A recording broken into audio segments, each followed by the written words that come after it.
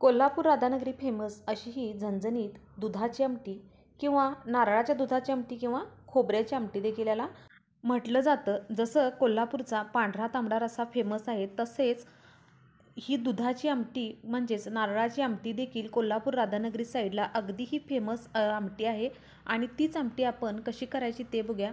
पण व्हिडिओ थोडा जरी आवडला आणि चॅनेलवर जर नवीन असाल तर चॅनेलला नक्की सबस्क्राईब करा आणि व्हिडिओ शेवटपर्यंत नक्की बघा. चला तर मग रेसिपीला सुरुवात करूया.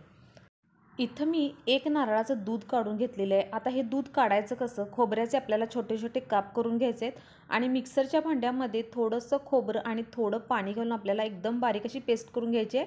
आणि त्यानंतर आपल्याला ही पेस्ट आपल्याला एका चाळणीवरती गाळून घ्यायचे, जेणेकरून खोबऱ्याचे सगळे दूध आपल्याला निघेल. अशा पद्धतीने सगळं खोबऱ्याचं पाणी आपल्याला इथं काढून घ्यायचं आहे.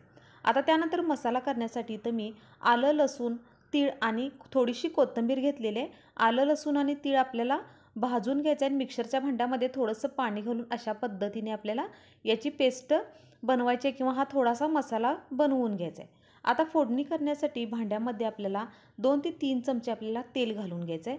तेल छान कडकडीत गरम झाले की आपल्याला यामध्ये जिरे, मोहरी आणि थोडासा लसूण घालून घ्यायचा आहे. एक 7 ते 8 पाकळ्या मी लसणाच्या यासाठी वापरलेल्या आहेत. त्यानंतर एक 10 ते 12 कढीपत्त्याची पाने देखील घालून घ्यायचे आहेत आणि थोडंसं आपल्याला हे आता मिक्स करून घ्यायचं आहे. म्हणजेच हा लसूण थोडासा आपल्याला भाजून घ्यायचा आहे.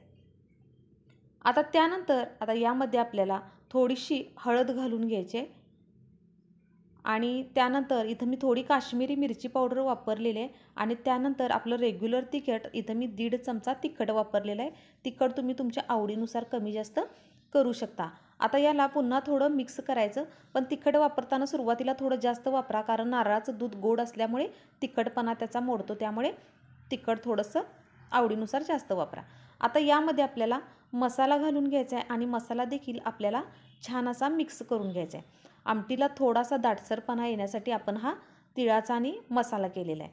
आता पुन्हा याला छान मिक्स करून घ्यायचं. आता आपल्याला यामध्ये थोडंसं पाणी घालून घ्यायचं आहे. मिक्सरच्या भांड्यामध्येच मी थोडं पाणी घातलेलं आहे आणि साधारण 1 वाटीभर आपल्याला पाणी सुरुवातीला घालून घ्यायचं आहे. त्यानंतर आपल्याला पुन्हा हे छान असं मिक्स करून घ्यायचं आहे. आता आपल्याला यामध्ये चवीसाठी थोडंसं इथं मीठ मी घालून घेणार आहे आणि त्यानंतर वरून एक साधारण चमचाभर आपल्याला गरम मसाला देखील घालून घ्यायचा आहे. आता आपल्याला लो गॅस करून याच्यावरती झाकण ठेवायचं आहे आणि एक 2 ते 3 मिनिट या मसाल्याला छान अशी आपल्याला वाफ देऊन घ्यायची आहे. म्हणजेच आपलं थोडासा मसाला आपल्याला हा शिजवून घ्यायचा आहे. 2 ते 3 मिनिटांनंतर आता पुन्हा याला थोडंसं आपल्याला मिक्स करून घ्यायचं आहे आणि त्यानंतर आपल्याला यामध्ये आपण जे नारळाचं दूध काढलं ते दूध आपल्याला यामध्ये घालून घ्यायचं आहे. एका नारळाचं दूध इथं मी काढून घेतलेलं आहे आणि त्यानंतर आता आपल्याला पुन्हा याला छान असं मिक्स करून घ्यायचं आहे आणि या नारळाच्या दुधाच्या आमटीला आपल्याला उकळी काढून घ्यायची आहे. अगदी झटपट ही आमटी तयार होते आणि कोल्हापूर राधानगरीच्या साईडला जर आला तर तुम्हाला ही आमटी नक्कीच बघायला मिळेल. आता या आमटीमध्ये मी थोडंसं वरून कोथिंबीर घालून घेणार आहे आणि पुन्हा याला थोडं मिक्स करून आपल्याला सुरुवातीला मी फुल्ल गॅसवर ही आमटी उकळून घेणार आहे आणि त्यानंतर लो गॅसवर एखादा मिनिट मी लो गॅसवरच ही आमटी तशीच उकळायला ठेवणार आहे. तुम्ही बघू शकता की अगदी झणझणीत अशी आमटी आपली ही तयार झालेली आहे. फक्त तिखट वापरताना नेहमीपेक्षा थोडंसं जास्त वापरा, कारण नारळाचं दूध गोड असल्यामुळे आमटी देखील ही जास्त गोड होऊ शकते. जर तुम्हाला थोडंसं नॉर्मल तिखट हवं असेल तर तुम्ही थोडंसं तिखट यामध्ये वाढवू शकता.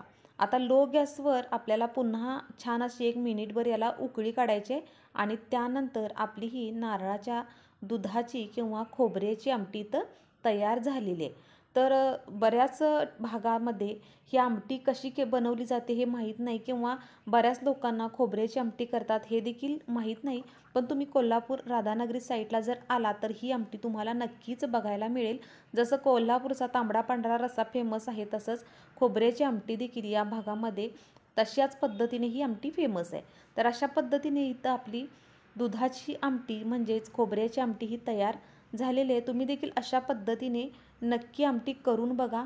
व्हिडिओ कसा वाटला हे कमेंट करून सांगा आणि व्हिडिओ थोडा जरी आवडला तर चॅनेलला नक्की लाईक, शेअर आणि सबस्क्राईब नक्की करा.